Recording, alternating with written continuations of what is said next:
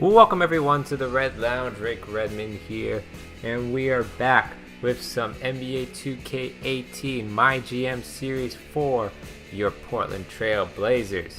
So, back from the last episode, which was maybe about a few weeks ago almost, we came out with that 1-point victory over the Toronto Raptors, going off a little bit closer than we wanted to be, but nonetheless, we got the win, and we're sitting pretty nice now at 6-1 as our record to start off the season. So we're looking pretty good at top shape with where we're at right now. But let's just go ahead and progress forward. We're gonna skip at least a couple more games here and see what entails for us throughout the week. Looks like our head scout Andrew Mason says, "Alright, first off, I just gotta say this is absolutely loaded draft class. Not only is the lobby stronger than usual, not only is the first round full of potential starters, but I think you're looking at 2 to 3 all-stars in the second round. Some of the more raw guys reach their potential. The second round, Rick."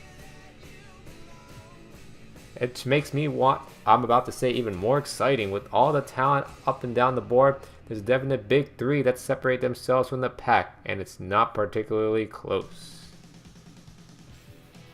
Jackson Baldwin, Mirko Petrovic, Freddie Staples. I'm telling you, Rick, I don't say this kind of thing lightly. My entire reputation is built on not saying this kind of thing lightly. But these guys absolutely 100% have LeBron, Melo, and Wade potential. Yeah, right.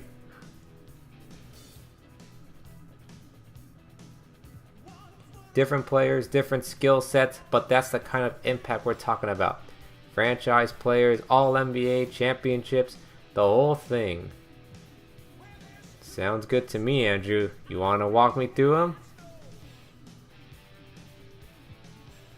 Absolutely. Let's start with this Jackson Baldwin kid out of Kentucky. You want to talk about unicorns? This kid's got a horn so big you can see it from space.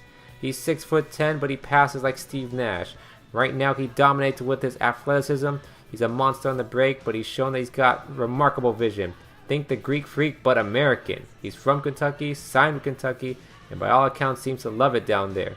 Call him the Greek freak. They got creeks in Kentucky, right? I would imagine that they have creeks in Kentucky, yes. Whatever they got down there, this kid could jump over a mile wide, and he's doing it like you or me could walk across the living room. Everything looks easy for him.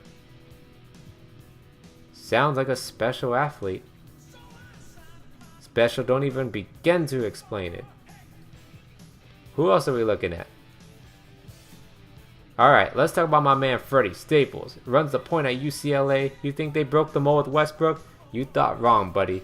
Turns out they reinforced it with titanium, poured a torch of molten lava in there, and out-pooped Freddie Staples. What? I'm telling you this right now, Rick. You're not going to see anyone like this kid ever again. What kind of description did he just... What? Oh god. Anyways, he's not the biggest guy in the world, but he's an absolute beast. Jumps out of the gym when he's not shooting its lights out. Benches more than guys twice his size, and he loves playing D. Absolutely loves it. He takes it personal if the other guy gets past him. I know this sounds ridiculous, but he's Westbrook with the drive, Curry with the shot, and vintage Tony Allen on D. Total sweetheart too, great with the media, all the intangibles. Sounds like we'd be lucky to have him, except for that whole analogy that you put out. You have 4-leaf clover shooting out of your ears for the rest of your life, Rick. That doesn't sound very comfortable. Champions are formed in the crucible, Rick. Nothing good comes easy.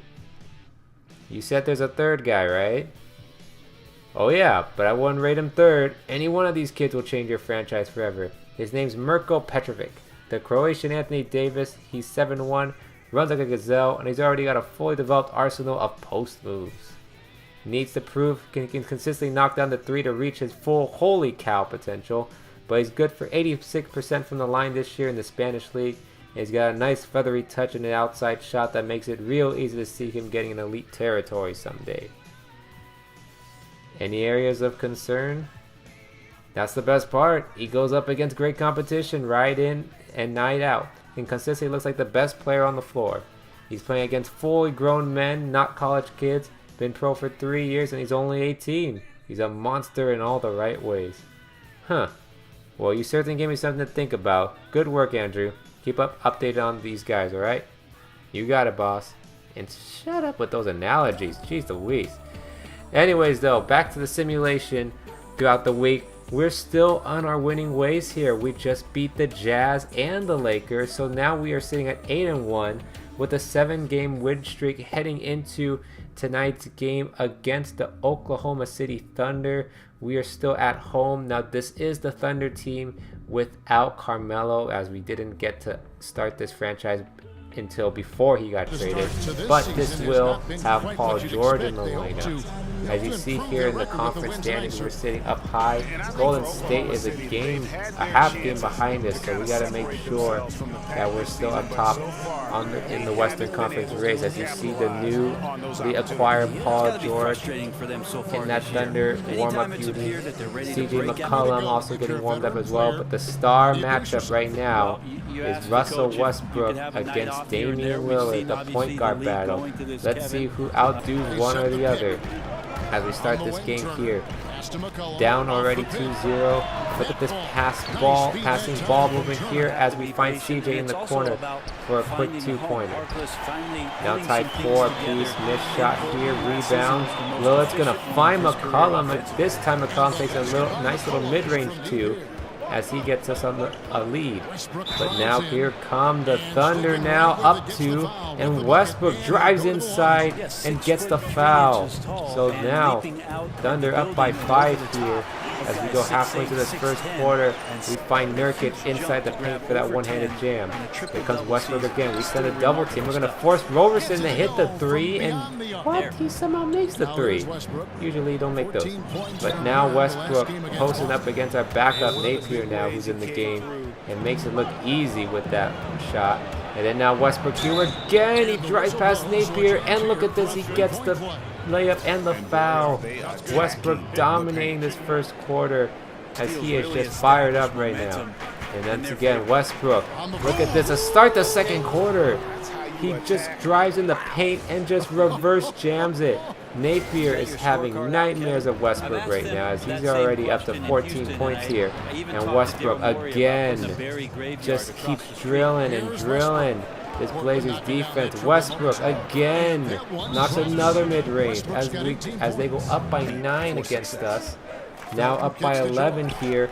We're going to need to make some defensive plays as Lillard with the steal. Lillard's going to throw it up to Harkless. Harkless is going to just get a layup to go, and he does get it in as he cuts the lead to single digits. But here comes Raymond Felton here, who's going to pass it off to Patrick Patterson for the 3, and now gives the Thunder a 12-point lead as we need a timeout once again. But Lillard, though, gets open for 3, and that's been the story. Just hasn't been able to get anything going here. Misses. George going to drive in the paint. Roberson misses. George gets the rebound, misses the putback. George gets the rebound again, and then he gets the putback to go in this time, and the foul. As now Paul George starting to take over with Westbrook taking a rest. And then now Westbrook back in to start the second half. As you see here, the Thunder have just completely dominated us so far in the get-go. But Lillard trying to help his team fight back as he drives into the lane with that two-handed jam. But we are still down by 17 here as Lillard's going to find McCollum. McCollum misses an open 3 as we are just not getting anything to go. Here comes Westbrook. Oh my goodness, Westbrook. You've got to be kidding me. How on earth did he get that layup to go? Look at the circus shot. Double pump it, double clutching in that layup and gets the foul as the Thunder are up by 22. And oh my goodness, Raymond Felton with the steal. No way. He cannot go one-man fast break. Oh my goodness. That draws it right there. If Raymond Felton can get a one-man fast break on his own, then we really must be doing something wrong tonight's game here. And Westbrook looking at just kind of capping it off here. Misses the shot and then gets his own rebound. Still gets it to go. And then Westbrook now, he's going to just now finally dish it off to Patrick Patterson, which looks like it's going to seal the deal for the Thunder and get the victory on us on the road. 82 to 68. Wow. We were just dominated and crushed in this game here by the Thunder. No response to Westbrook at all in today's game, as he had 32 points, 5 rebounds, 6 assists. Just unbelievable. Just couldn't find a way to contain this man. George added 15 points and 7 rebounds. Raymond Felton off the bench got 10. But man, it was just the Westbrook show this whole game.